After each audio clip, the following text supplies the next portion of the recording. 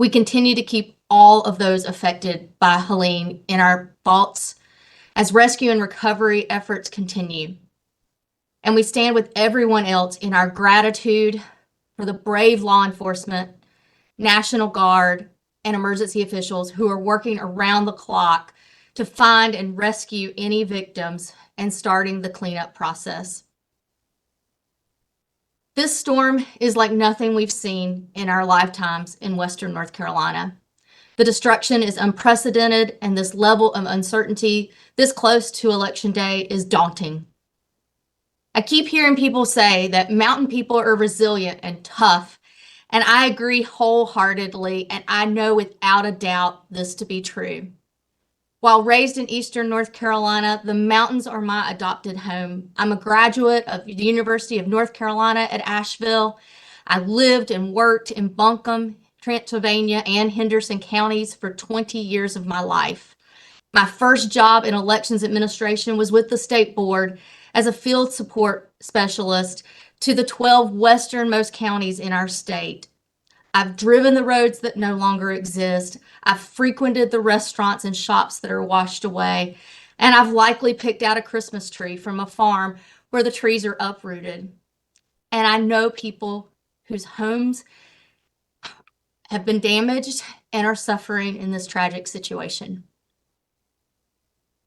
Mountain people are strong, and the election people who serve them are resilient and tough too. Just go back to 2020. When we held an incredibly successful election with record turnout during the COVID pandemic. We've battled through hurricanes and tropical storms and still held safe and secure elections. And we will do everything in our power to do so again. I've been overwhelmed and not surprised by the offers to help from county boards of elections in parts of the state not affected by the storm, to help their colleagues in Western North Carolina, and I know that support will continue. There are a few things I want to mention before we take your questions. We are taking this situation one step at a time. This will be an ongoing process now until Election Day and even after Election Day. We do not have all the answers right now, but we are diligently working to figure them out. First, I want to remind you that you can get information on voting during Helene at ncsbe.gov/Helene, a web page we set up yesterday for this very purpose. Second, our top priorities are to ensure the safety of our county boards of elections and poll workers, and to ensure every eligible voter who wants to cast a ballot in this election can do so.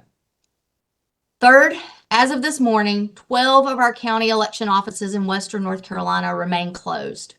We are focused now on getting those offices back up and running so that absentee ballot requests can be processed and voter registrations can be entered into the system.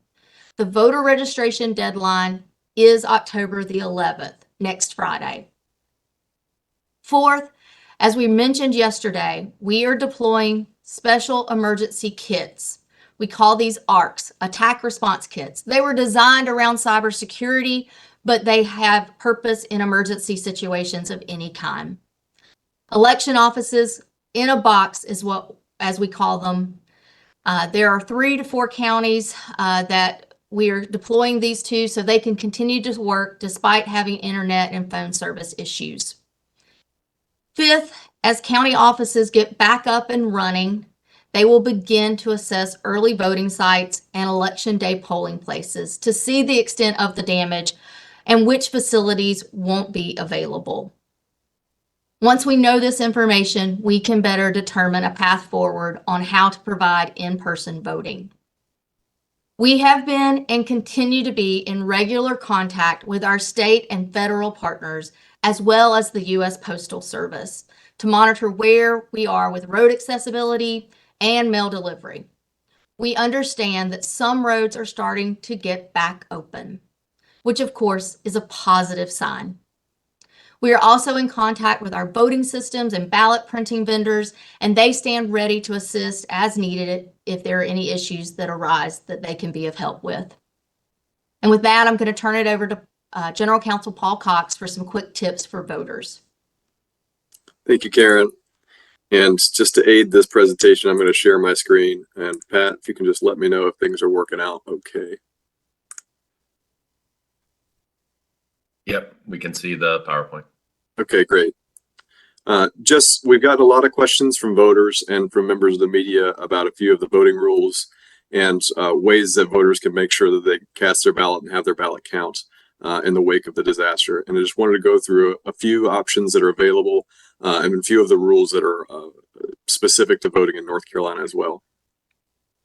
So for absentee voting, if a person is displaced, they can request an absentee ballot to be delivered to their new location. So for example, if someone had to leave their home in one of the mountain counties and has moved to another location in a different county or even in the same county, they can request that their absentee ballot be delivered to that new location. If the person has already requested an absentee ballot, they can change where it's going to be sent. And what they'll need to do is just contact their county board of elections, ask them to spoil their current ballot. Spoiling just means that you're going to, delete it so that it's not going to count anymore, and reissue a ballot to your new location. You can go online at votebymail.ncspe.gov to request an absentee ballot and to provide the information that we're talking about here about where the ballot should be delivered. Voter registration. Now, this next Friday, not this Friday, but next Friday is the deadline for voter registration in North Carolina. That's the regular deadline. October 11th, to register or to change your registration to a new location. For example, if you're going to be moving permanently to a new county. You can register online through the DMV, and that website, the quick website is payments.ncdot.gov. That's if you have a North Carolina driver's license or other North Carolina DMV issued ID. That's the easiest way to update or make a new voter registration. You can also download and print the voter registration form from our website at ncsbe.gov. There are various ways to submit the voter registration form. It will need to be, if you download it and print it from our website, you will need to sign it physically. You can scan it and email it and follow up with mail later, or you can mail it in as well, or hand deliver it to your county board of elections. Now, October 11th is the voter registration deadline for the general election, but in North Carolina, you can also register to vote at any early voting site if you provide an official document showing your voting address. This is called same-day registration, but it's available during the entire 17-day period for early voting, and you can do it at any early voting location in your county of residence. Finally, residency for voting.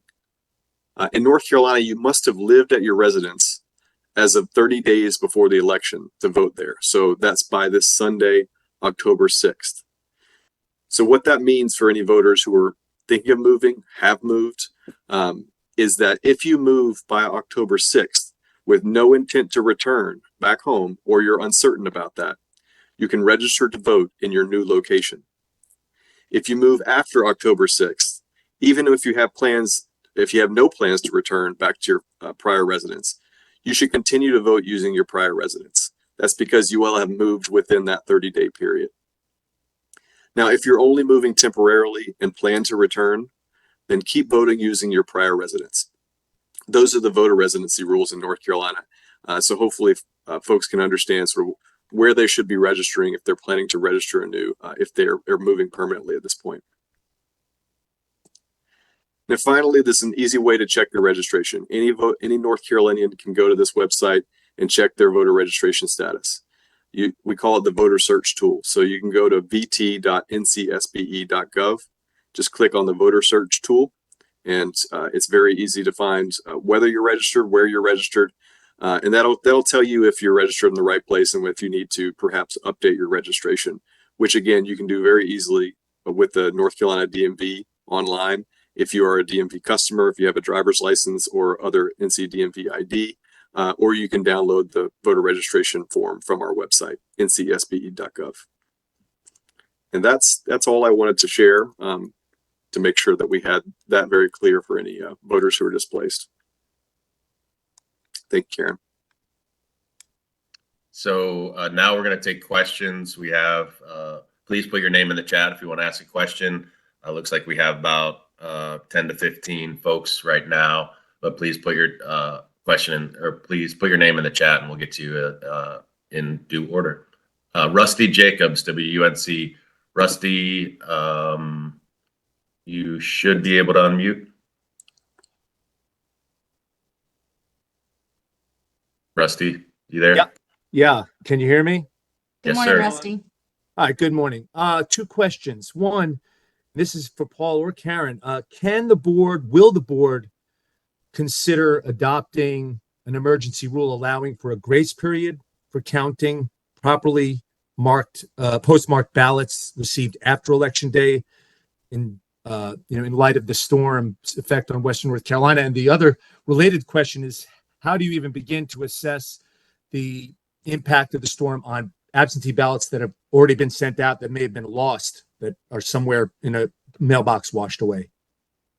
There's several things to address here, Rusty, and those are really good questions.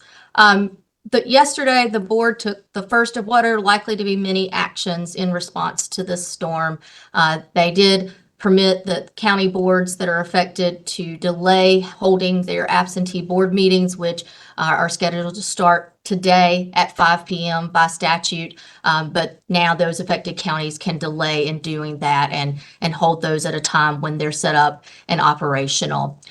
So as we indicated yesterday, and I can indicate today, there may be other actions that the state board has to take in this emergency situation and exercise those authorities that they have. We are working as staff, we are working with emergency management, we are working with the counties that are affected to determine what will be most beneficial, be it through the orders of the state board or through it by making legislative asks, since we know the legislature is coming back. I think with regards to whether we move forward with extending the receipt of absentee ballots, that only addresses a small portion of the population that we're concerned about right now. And so we'll be assessing whether that's an ask to make or not. We'll do that in partnership with the Postal Service. We also, so that we can determine how many ballots they have in their distribution centers right now that they can't deliver to people. Also, whether their facilities are going to be operational soon or later in terms of being able to make deliveries to the county boards of elections. We think there's many paths that we could take, and so we are just trying to determine what would be most beneficial to the voters, because we certainly have voters who are going to be able to vote by mail, but we know that there are voters in some communities that are isolated and aren't going to be receiving mail or able to send out mail. And so we're going to work to identify those with state emergency management. I think we all recognize that as roads come back open, they're going to be able to determine which roads are truly compromised and cannot be repaired immediately. Therefore, there may be other actions we need to take for voters in that area or those affected areas that are more isolated or shut off from services and so forth. And so as we know more through our emergency management officials, through our county board officials, we'll be able to determine some of those actions. Fortunately, we are weeks away from Election Day, which is when that absentee ballot deadline is in effect now. And unlike some of our colleagues who had to administer elections through Hurricane Sandy, which was just a week before an election, we've got a little bit more runway to be able to assist people and to recognize that we've got multiple communities facing different challenges that we need to address individually. Did I answer all your questions, Rusty?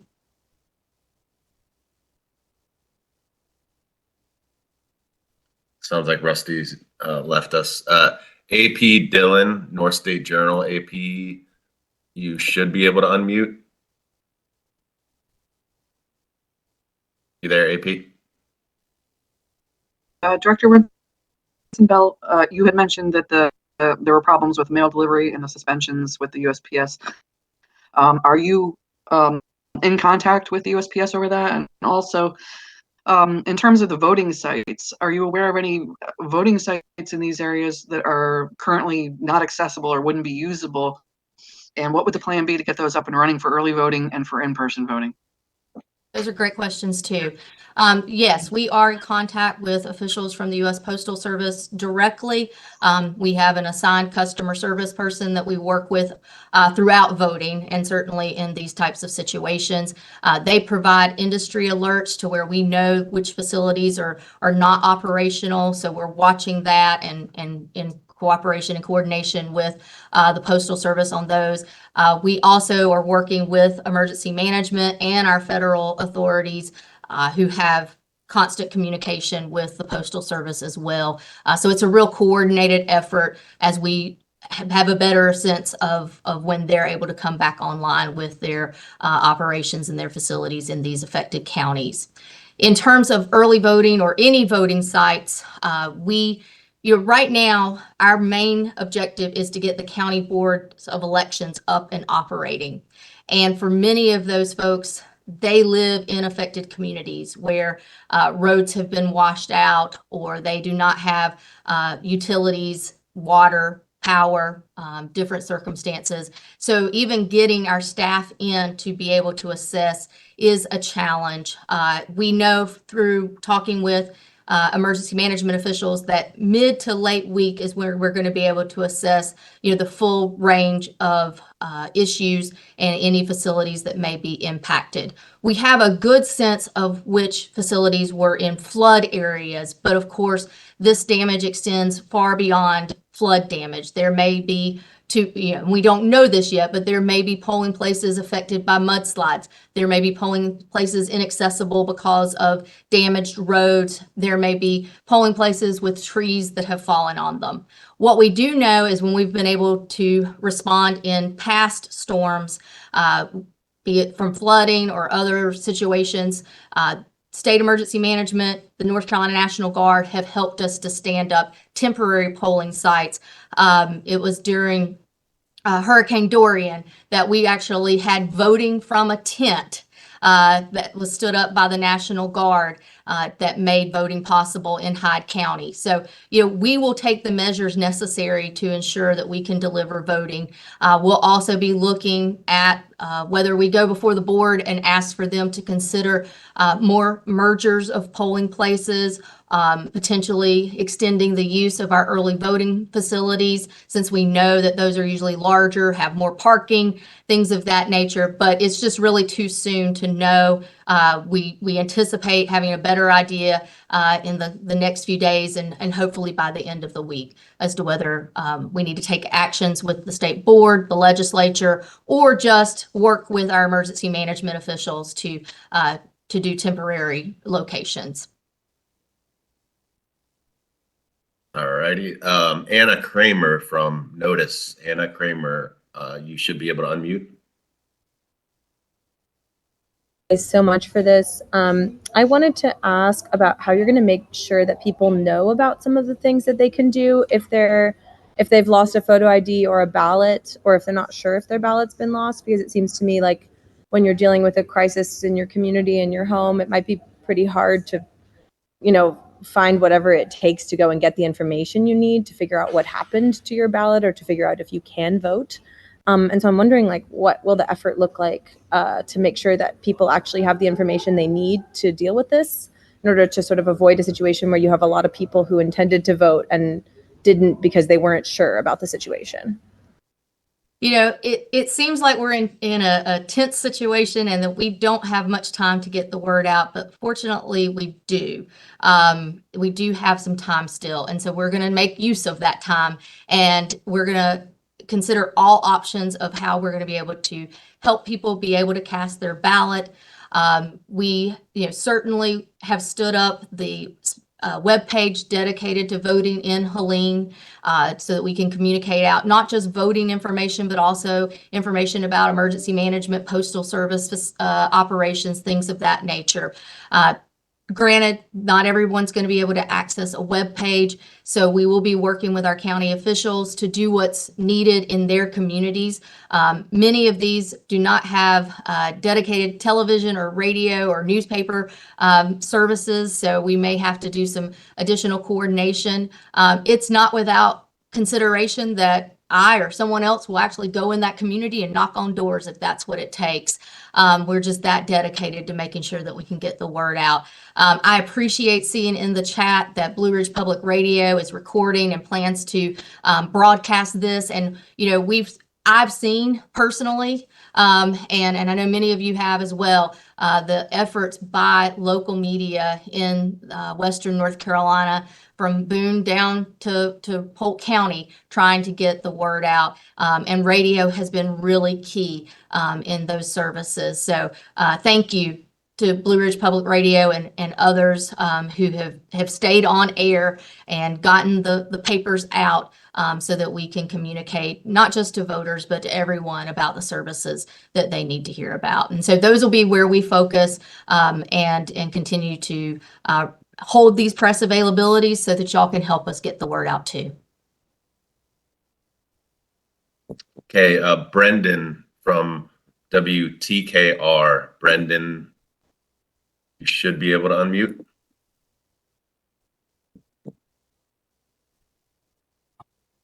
Just had a question, just broadly speaking, you know, are you worried this will impact people's faith in the results? And just what assurances can you give about that? Actually, I hope that this helps them have more faith in the results and in what we do. You know, elections, people are resilient, just like the people that live in the mountains. And we have prepared for delivering voting. And because of those preparations that we have been doing for months and really years, because of what it takes to pull off a presidential election, it means that we have processes and procedures in place to be responsive to these circumstances. It means that other counties can be of assistance. It means the state board can be of assistance because we have our processes in place. We prepare for emergencies and things to not go as planned. And so that's what we're doing. We're responding to the situation at hand. We will still carry out voting. We will still be checking people in. Our system will know that someone has requested an absentee ballot and been provided that ballot, no matter whether we have to send them an additional one and spoil the original one. Our system will keep track of that. Just like when someone presents themselves to vote in person, they will be checked in. That system will update throughout the county. We will have our processes in place. When we deal with election day, we'll be dealing with precinct poll books and making sure that they have checked into their proper precinct polling place. Even if that polling place has been moved, we will have them in the poll books. We will reconcile all of that. We are still going to do a post-election verification of our tabulation system. We will still be entering in voter history and comparing that to ballots cast, just like we do with every election. And, you know, it's not going to stop how we do elections just because there's been a hurricane. We might have to do it a little differently, but we're going to proceed and we're going to deliver this election. And the people of North Carolina and Western North Carolina can have faith in these processes that have been long established to deliver the results accurately, safely, and securely. And we will have those unofficial results posted on November the 5th. We will go through our certification process the 10 days following the election for the counties. They'll meet on November the 15th, and then they'll hand it off to the state board for us to aggregate and certify those results on November the 26th. All right, we have a lot more questions to get to. I'm going to read a couple from the chat right now from Lynn Bonner, NC Newsline. When will you make a determination on relocation of early voting sites if necessary? I think we touched on this earlier. We're going to need more information from the county boards of elections, from our emergency management partners, and others who are there on the ground able to assess the situation. Getting our county offices up and running, getting the personnel into those offices so that they can determine the facilities and the workers needed to get those up and running. And we'll do what's necessary if it means consideration of merging facilities, if it means temporary facilities, whatever the circumstances, but it's still a little too soon to know. Obviously, we most importantly need to know the access to those facilities and if there's any damage to those facilities. And that'll be mid to late week before we'll have a good sense of that. Another quick question from Lynn Bonner. What should voters who have requested absentee ballots do about problems with delivery to their address? I think Paul touched on this in his slides, but it's really key. One, they can use the ballot track service that's available on our state board website to see where their ballot might be in the process. And we can certainly have them reach out to their county board of elections if they are not sure whether their ballot was perhaps in the mail stream out for delivery and maybe not have made it to their home. We can spoil that ballot, meaning that we cancel that ballot and send them a new one, and that will be the ballot that would be counted. They can make a request through our portal on ncsbe.gov, and they can get a ballot sent to them that way. That can be to the address where they had a previous ballot sent, or it can be a new address if need be. We'll continue to work with these folks, and we're going to be working with the Postal Service to also try to determine where some of these mail pieces are in the mail stream. Another question in the chat from Dan Parsons, Southeast Politics. Is there any concern for security or chain of custody of ballots that have already been printed and or returned in the affected counties? In terms of what we know about our election offices is that they did not sustain damage through the storm. So our essential materials like ballots, like the voting equipment, are unharmed. That means everything has remained in place in terms of security and chain of custody for those materials. If there is a ballot that has been sent in or has been sent out and has somehow been damaged or lost in the storm, then we can work with those folks to cancel a ballot, reissue a new one. Until we receive the ballot, then that vote has not been cast. So there is always the possibility of us being able to assist those voters, even if they had cast a ballot, but it has not arrived to us because of being damaged or lost because of the storm. We can certainly work with them. And similarly, if someone was planning to vote absentee by mail and has not received that ballot, or has and now is choosing to vote in person, they can destroy that ballot, discard it, and come and vote in person during the early voting period or on election day. And Paul, chime in anytime there's something you want to add.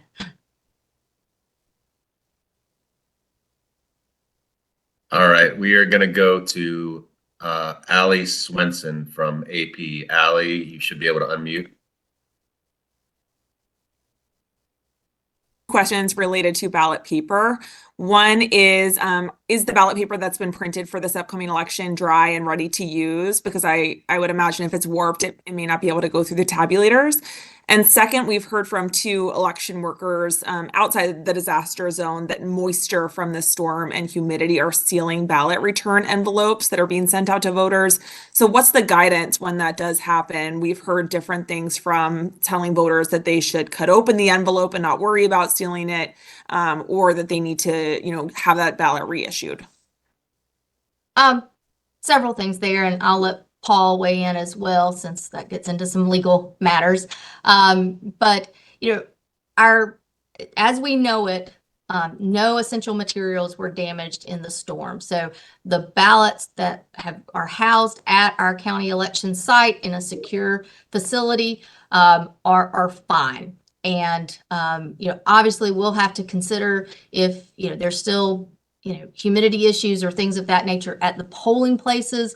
We'll have to work through that to make sure that those are fine. But the great thing about being a state with all paper ballots is that we have a paper trail. And so the voter is able to mark their ballot, and if we are not able to insert them into the tabulator at the point in time when they are voting, they can go into an emergency bin and we can get those materials dry and insert them into a tabulator with bipartisan officials overseeing that process later in the day on election day or through a board meeting of the bipartisan board members.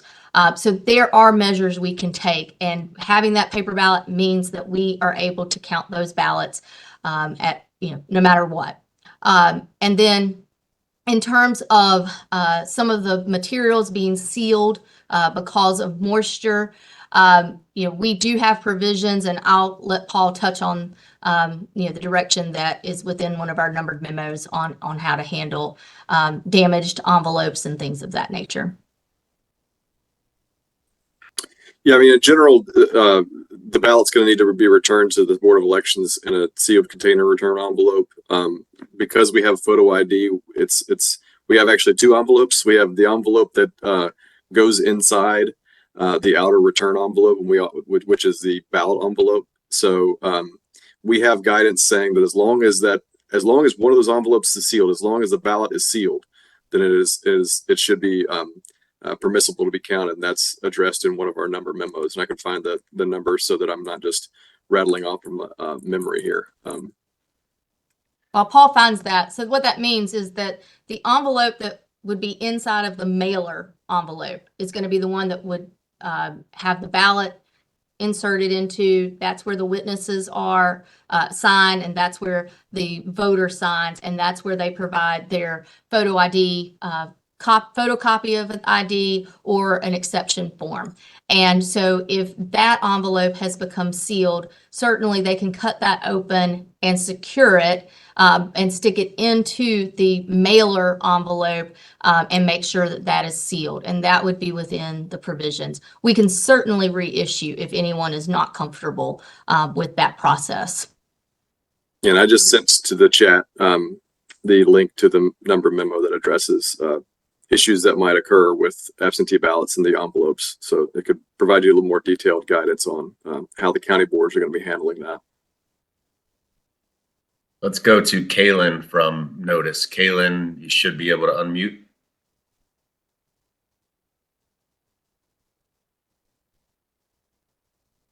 Kaylin, are you there? Yes, I can. Oh, sorry. I think you've now touched on my question a bit, but it was about how the board can deal with issues surrounding election integrity, especially as certain active lawsuits already draw questions around voting access and if ballots are being lost or are being replaced. What's being done to ensure people can trust that everyone's vote is getting counted fairly? Well, as you indicated, I think I have addressed that, but certainly we still, it doesn't matter whether it's this type of storm, tornadoes affect our areas. There are many things that can be disruptive, but we still figure out how to proceed.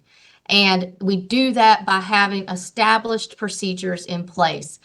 We have had post-election audits of our tabulation systems in place for every election since 2006.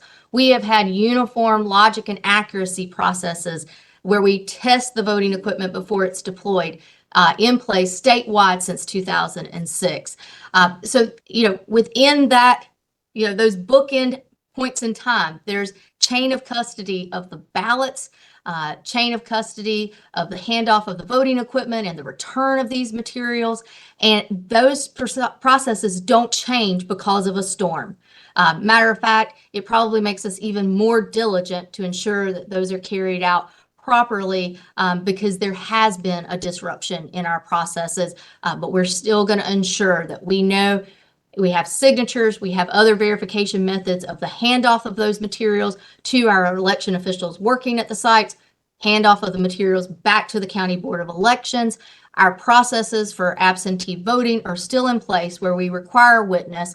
Voter ID is in effect in our state, and that's both for absentee by mail and in-person voting. Now, voters who have been affected by this natural disaster, our state law allows them an exception, so they can complete an exception form if the natural disaster is the reason why they cannot present photo ID, whether that be absentee, by mail, or in person. But that is by state law, and that is something else that's available to voters. But it's still part of ensuring that our voters are attesting to who they say they are when they register, when they show up to vote, and whether that be by mail or in person. All right, let's go to Brecken from Federalist. Brecken, you should be able to unmute.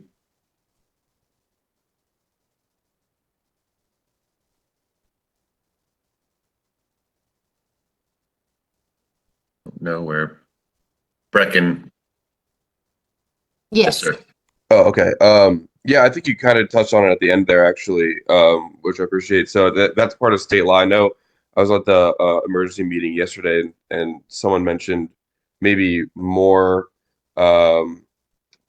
things put into place to sort of relax voter ID requirements, but it sounds like that's already part of state law. I don't know if you can expand on what that looks like for, you know, I guess proving that, or are there other ways to prove that they are who they say they are in lieu of having an ID, things like that?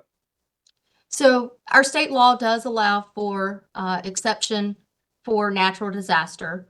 So if a voter presents themselves to vote, does not have ID because of the natural disaster, then they can complete that exception form and note that, whether that be because they're voting by mail or in person.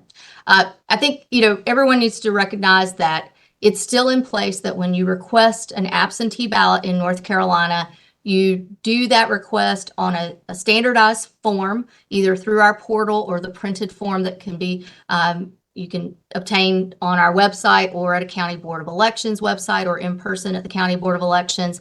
In making that request, there is identifiable information that's provided, Social Security, last four, or driver's license, so that we can confirm that that is the registered individual in our voter registration database before we ever even issue the ballot by mail.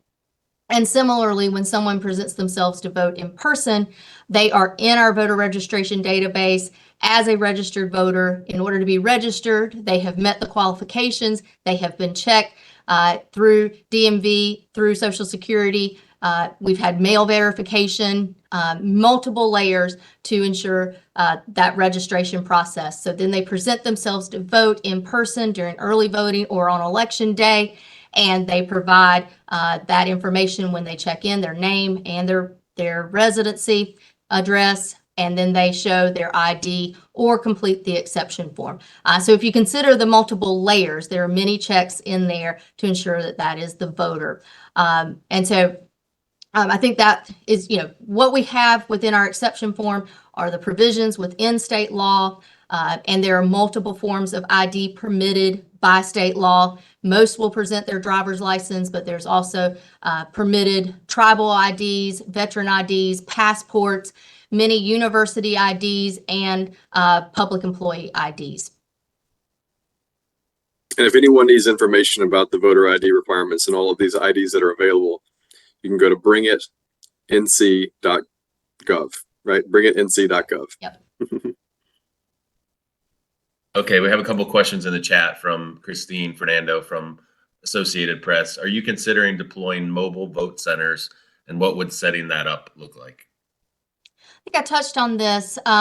We did see during Hurricane Dorian back in 2019 that we had some voting sites that the facilities could not be used, but the parking lots were dry.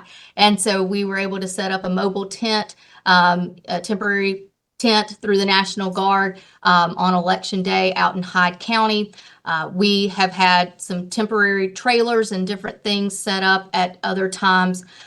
So we'll be looking at whether that's the most feasible option. Should we relocate to a facility? And we can work with the counties on doing that as an emergency transfer.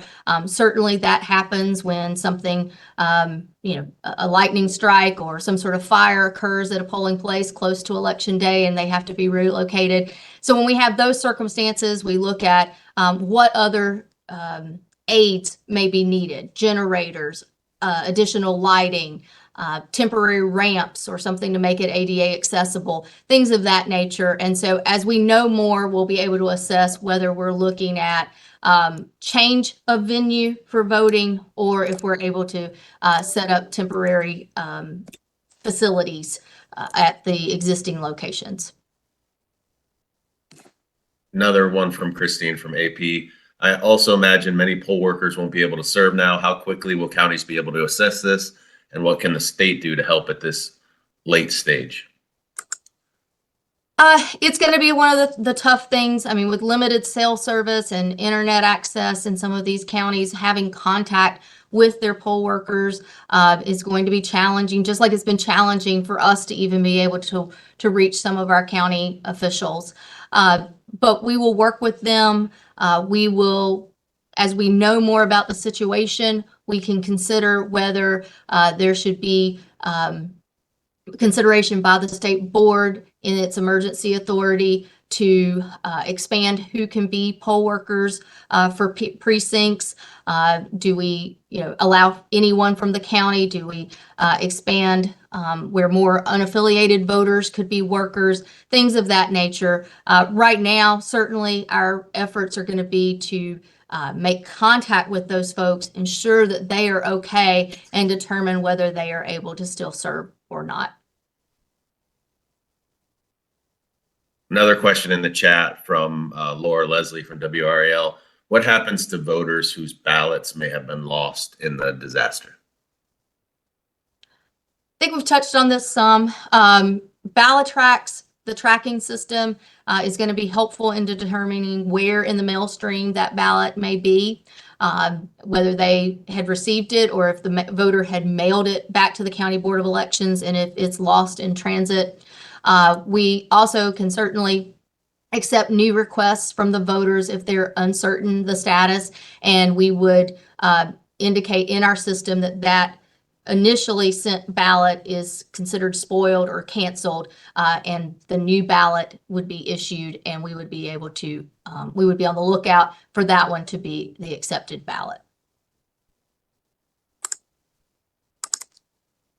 All right, let's go to Michael Highland. Michael, you should be able to unmute. Michael Highland.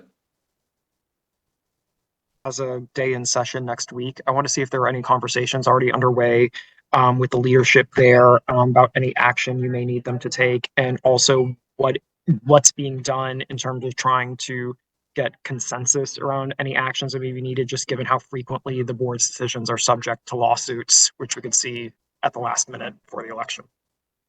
Still early in our conversations with the legislature because we are, of course, trying to identify where we need to make those requests and what requests those are. I think there's definitely reason why we may be reaching out to them for funding purposes. This is a costly situation to these counties, and while they certainly are looking at funding needs, essential needs, conduct of this election is certainly going to be an essential need, and there may be some additional costs that they have to ensure that we're able to assist. I mean, just the reissuing of ballots means that there may be print materials that they need to have more of than what they had already budgeted for. We may need to look at how we can have more on-site assistance for them, and the costs around having that on-site assistance may be something we need funding for. Whether we need to make legislative changes is certainly something we're mapping out. We want to be able to give them a very educated request and not just haphazard in what we're asking for. So that'll be our goal over the next couple of days before they are back in session, to make sure that we have a really informed ask, be it for funding or be it for special provisions within the law. All right, we have a question from Nick Booth, Edison Research in the chat. Will early voting begin on time in Western North Carolina counties? If not, which counties will be affected? Probably too early to know whether we're able to start early voting on time. Luckily, we still have some days between now and October the 17th. And I know these folks. I know the questions they've already been asking. They are determined to see this happen. And I think that that will be the case. What we aren't clear on yet is whether all of the facilities are usable. And so we'll be working with them to determine if they can open all the sites that they had planned to. If we need to help them in relocating those facilities, that might change the circumstances. But it's really just too soon to know. But it is our intent to open early voting in all 100 counties on October the 17th. And I'll add to that, there's a 25 county area that's in the federal disaster declaration, but every county situation is quite different. I mean, some of those counties in the disaster area probably have all the early voting sites available now. Some of them we're still assessing, trying to figure out if there are some of the early voting sites that aren't accessible. And then, of course, we have to figure out what the status is of the workers. So, it's all going to depend county by county. I think some counties, certainly, as everyone on this call knows, are much more devastated than others. So it's going to be very specific to the counties that are in that situation. If we ever got to a point where we would have to figure out how to start voting on during early voting. Another question from Lynn Bonner in the chat, and I like this one. I think Karen will like to respond to this one. What's in the emergency kit? So we call them attack response kits, and really they were designed because we were having situations where county government might be compromised because of a ransomware attack or something of that nature. And so it was shutting down county services for internet, phones, email, things of that nature. And yet these were happening at times when we still needed to conduct elections, be it in one situation, it happened while absentee ballots were going out, and in another, it happened during the certification period.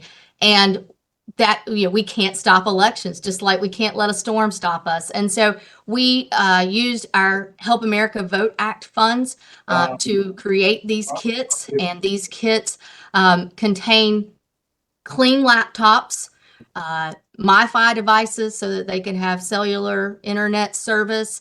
It has Cradle Point, which is protective device and helps with the connectivity as well. We even have some cell phones in those kits if necessary.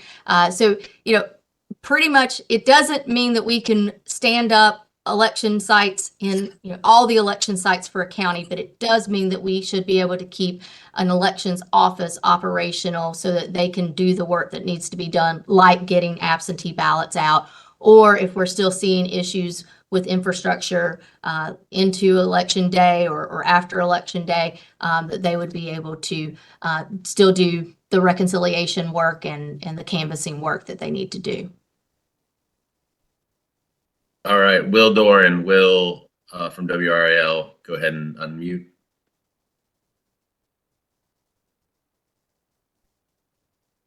Will Doran, you there? Correct me if I'm wrong, but I believe that overseas voters can use an online portal or even email to return ballots. Is there any possibility of extending those capabilities to folks in these disaster areas, or if there is any discussion of actually doing that, just to make some of this stuff that you're talking about a little bit easier? Yeah, that's very observant, Will. Yes, we do have what's called OmniBallot. It is a portal that any voter can request an absentee ballot through. That's how we have the online service for absentee requests. But for our military and overseas and visually impaired voters, they are actually able to cast their ballot through that portal. This is part of the Uniform Overseas Citizens Voting Act, UOCAVA. I think I got all of that. Absentee Voting Act. I think I got all those initials right. And so that within our state law, we are able to provide our military and overseas voters with ballots through fax, email, or electronic services. And that's actually been in place for a long time, but the portal came about with legislative authorization in 2020, in large part because of the pandemic, but also in large part because of the security and ease around that in administering the elections and allowing for those individuals who are registered North Carolina voters to be able to cast their ballots because they have been deployed or they might be on a mission trip or serving at a consulate or something of that nature. So that's why that's in place. During that time period, there was a lawsuit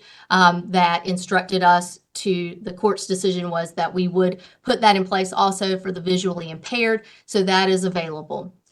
Whether that is a good method for folks affected by Hurricane Helene is still something we're trying to assess. If they do not have internet or good cell service, then it's going to be difficult for that to be a service that we could possibly extend to them. So that's one of the sort of informed decisions that we're trying to make, because this may be one of those things we need to discuss with the legislature. Certainly, at minimum, something we would need to discuss with the state board. So it's something we're weighing. And certainly we're open to, but we need to make sure that's a good course of action to best serve the voters. All right, Carrie Levine from VoteBeat has a question in the chat. Which counties have received an emergency kit? We already have one in place for Watauga County. We have requests from Mitchell, Yancey, and Henderson. We may not be deploying one to Henderson because they anticipate getting internet services back up today, but those are the ones right now. We have 10 of these kits if necessary, and right now those are the counties that have made that request. I forgot also one for Haywood.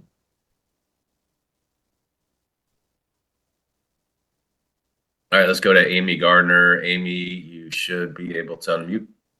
Amy Gardner. Hey, Karen. Hey, Amy. I've got three questions. So Pat you just mentioned Haywood, and that was my first question. Are you still unable to contact Haywood? That was one that you weren't able to get in touch with yesterday. And if you are, can you give us a little readout of how bad it is? Said at the top that you have confirmed no destroyed machines or ballot paper. Does that include Haywood? That's the first question. Second question, do you have an initial count of incapacitated polling locations? I know that the survey is obviously still ongoing, but if there's initial count, I'd love to hear that number. And then the last question is a follow-up on something somebody else asked earlier about potential legislative action.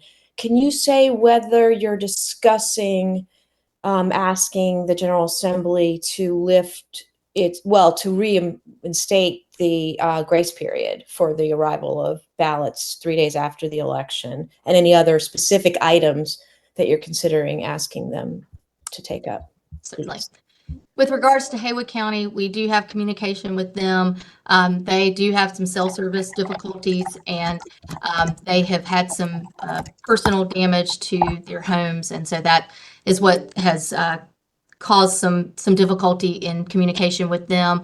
But the facility is fine from my understanding. I happen to know that facility, and it is on a very elevated point between Maggie Valley and Lake Junaluska and Waynesville. So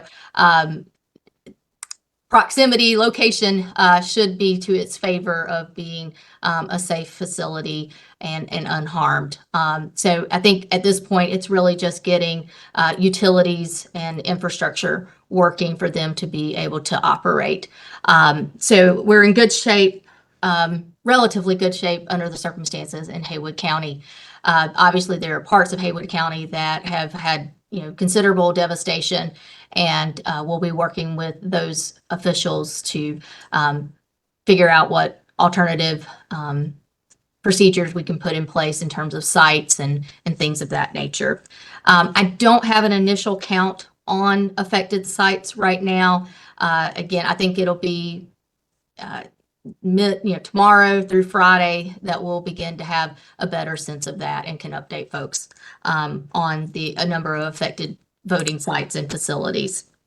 And then in terms of legislative action on the absentee deadline, we touched on this earlier, but I think I certainly don't mind addressing it again. We are really trying to assess whether we've got 35 days out, I believe we are, until election day. And so, it's not a long runway, but that's a sizable runway for us to consider whether there is a need to make a request to extend the receipt deadline on absentee ballots. Because as it stands, the law that's in effect is that they must be received by 7:30 p.m. election day. And I think what's really key for us and what we're trying to weigh, we've identified a number of different options that might be more beneficial, where we make different legislative asks or we consider what the authority of the state board would be in terms of, I'm simply offering up the various brainstorming possibilities we've come up with, but it could be that instead of just being able to drop off at polling places or voting sites during early voting, that they would be allowed to drop off on election day, for example, and seeing whether that's something that might be more realistic and more beneficial. That's the kind of thing we're weighing right now. It doesn't mean that we wouldn't make the ask, but that might not be the best game plan. So we'll just continue to weigh. We'll also know more in the next few days from the Postal Service about their ability to deliver to the County Board of Elections, to the voters themselves, so that they can get them back in time. And that's going to have a big determination on whether that would be an informed ask for us to make. Next two questions are in the chat, and I think I can handle them really quickly. Michelle from CNN, is there a running list of open, closed county offices we can link to? Yeah, go to ncsbe.gov/Helene, and we are keeping that list updated on that webpage that we created yesterday. And then John, whose last name I'm not going to even try to pronounce, from Politico, is there any sense of affected voting equipment throughout the state? I believe we've answered that as well. We are not aware of any voting equipment that has been lost or damaged. We're still assessing. And what are your options if some of that is no longer operable? Karen, I'll let you add to this, but I think we have very close communication with the voting system vendors that are used, mainly ES&S equipment, and they are prepared to step in and help if necessary. That's exactly right, Pat. We are in communication with ES&S and Hart InterCivic, the two certified voting equipment vendors in our state. Most of the counties that use Hart are in unaffected counties. So ES&S is in particular communication with us in case they need to provide assistance. But we have no indication at this time of any damaged voting equipment, since it is generally housed in a secure section of our election offices, and our initial report says that all election offices are fine. Steve Harrison, WFAE. Steve, you should be able to unmute.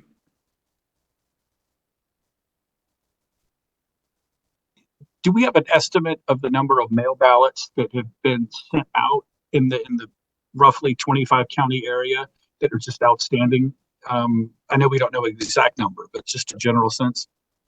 We're at about 250,000 that have been requested across the state, and but we could get that breakdown. I'll leave that. That's one of those great things that Pat and Colin are great on following up about, so we can get you that information.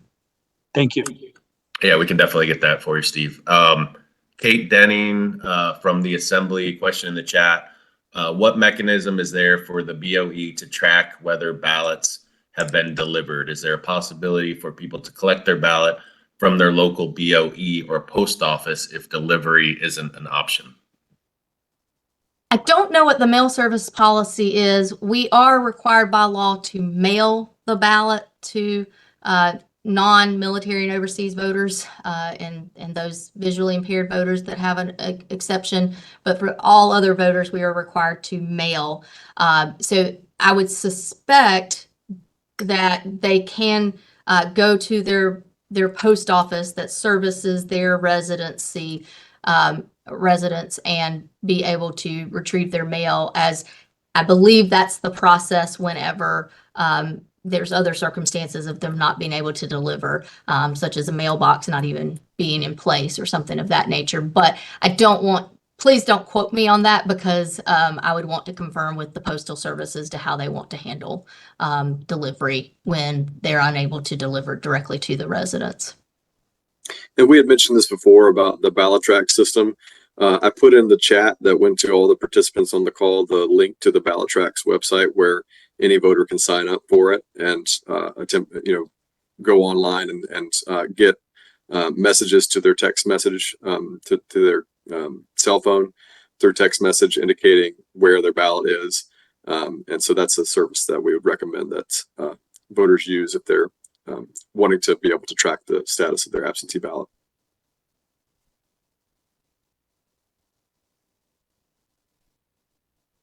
One more question in the chat. It looks like Zoya from Grist. There's a national poll worker shortage. Sounds like you're going to have people showing up at the polls on election day needing extra assistance. How will you meet that need, and how will you make sure you have the staff on site to make sure people can get their ballots in? North Carolinians have really answered the call to be poll workers in our state. And we have been feeling pretty good about where we are in the number of people willing to serve at our voting sites. This may change it, but we certainly don't have a good sense right now. This might actually be the inspiration or the point of focus that somebody wants to do to be of service to their community in such a challenging time. So we may actually see more people stepping up, knowing that this is a way that they could give back to their affected community. So I don't think I think it's too soon to say that this is going to have a negative impact on the number of workers and create lines or anything of that nature. If what we saw during COVID is any indication, North Carolinians really do answer the call. And again, as I said in my remarks, I know these mountain folks, and they adopted me and I adopted them as my home. And I have watched them persevere through some of the most challenging of times, never like this, but what I see them do to support their neighbors, support their communities. I well imagine that this is going to be another one of those times where they step up and answer the call, and we'll have some amazing stories by the time we complete this election of people's sacrifice and selflessness and just willing to give back to their community. We have a few more questions in the chat, and we're probably not going to take any more. I think we have 4 or 5 more, and then we're going to call it. But Kyle from the NNO, how do changes to the board's emergency powers passed in Senate Bill 749 last year affect the board's ability to respond to Helene's impact on elections? I think it's just changed our cadence. That authority did lie with the executive director, so my role.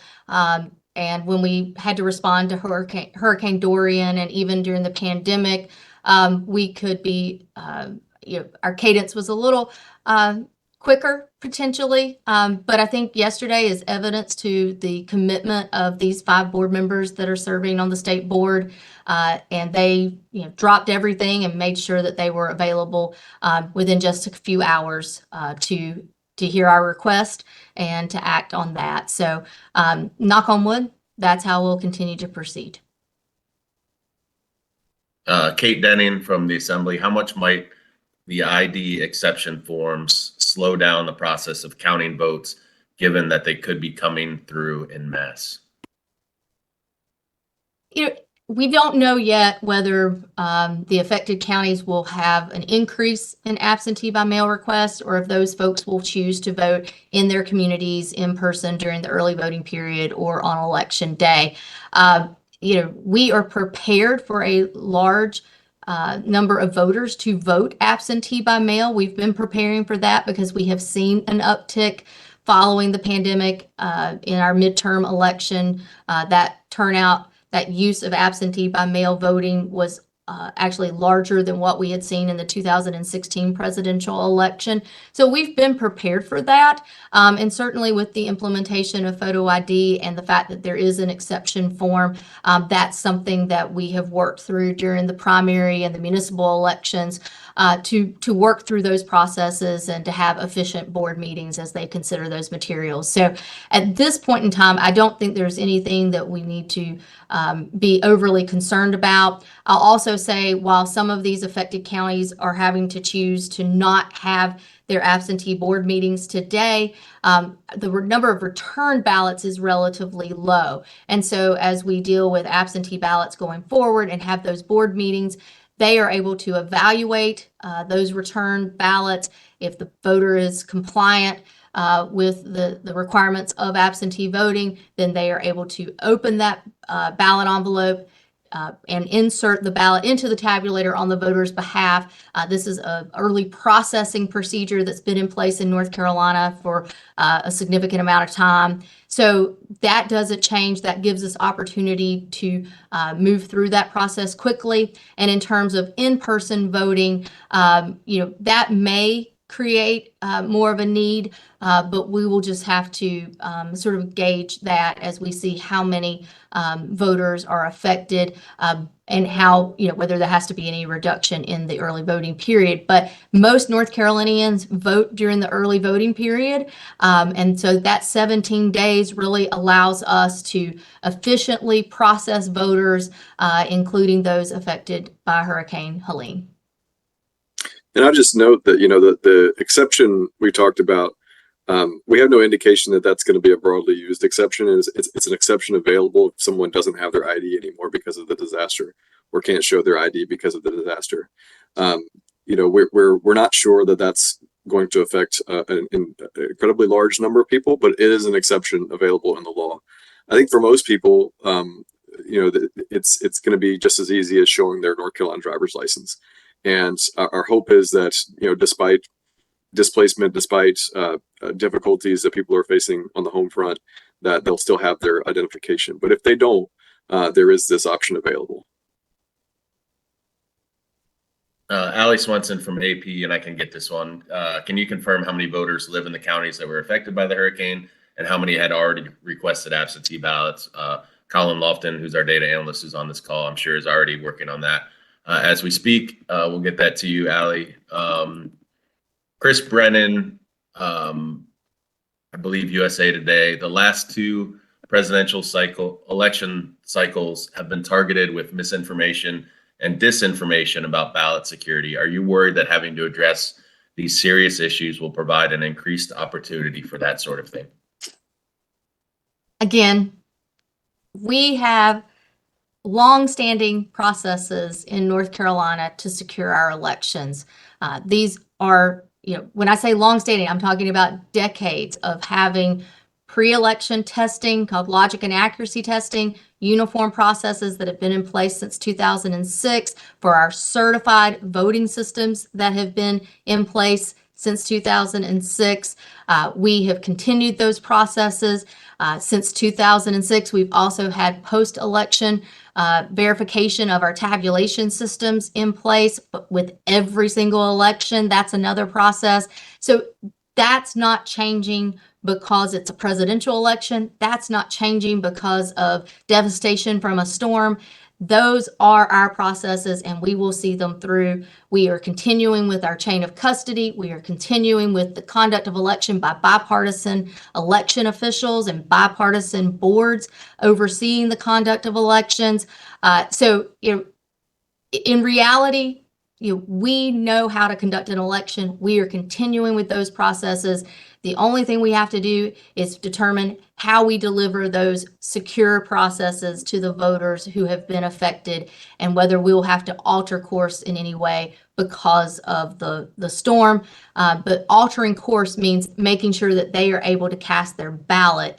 The security around that ballot has not changed. And I'll just chime in there, Karen. We are in a closely contested national election right now. There are a lot of people out there that want to put all sorts of things on social media. just to get a click or a like, or a subscribe or whatever it may be. Just as we say often to voters, consider the source, consider, don't tune out all the noise out there, because there are a lot of people out there putting out messages that are not official messages, that are not vetted messages, that are just, they're putting it out there because they have a political axe to grind. And if you need the real information about voting in North Carolina and what the rules and procedures are, you can go to ncsbe.gov. That's our official website for the State Board of Elections. You can go to your County Board of Elections website, trusted media sources, and just remember, we do live in an environment where people can post whatever they want to on social media, for example. Doesn't mean it's true. Certainly doesn't mean it's true. And you can follow us on social media at LinkedIn, Facebook, Instagram, and YouTube, and X. I think we're on the last question. Lily from BPR. I'm going to unmute. Lily, you should be able to unmute. Lily, are you there?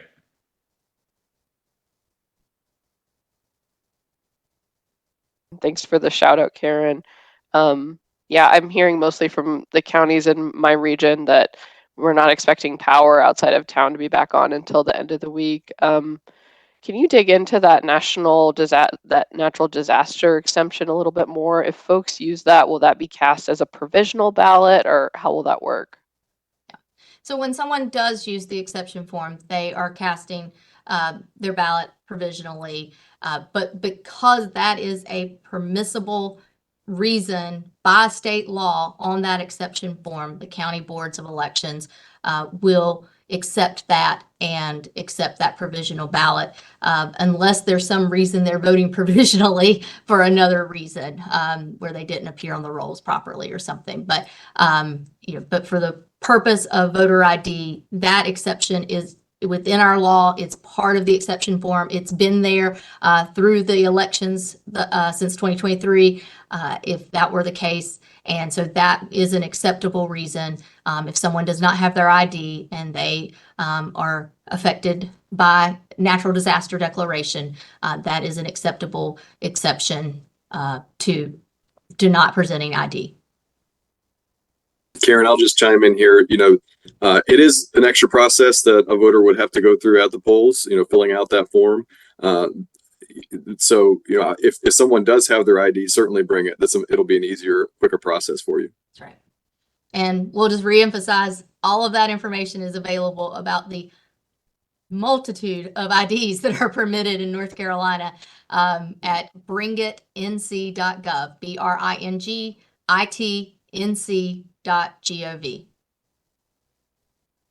I believe that is all. I thank everybody for being here, and I just want to remind you that we'll be adding data to ncsbe.gov/Helene. I know I'm getting a bunch of requests from you for the data that was requested during this meeting. We will put that on the website, so just go there, and then everybody can have it at the same time in the same place.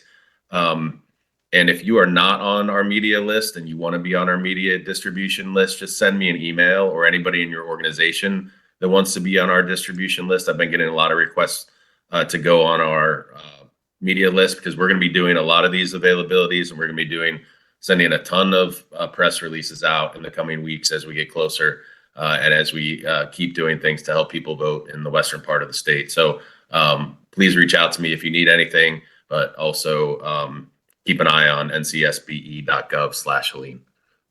And I think that's all. Thanks, Karen and Paul. Thanks, everyone. Bye-bye. Thanks, everybody.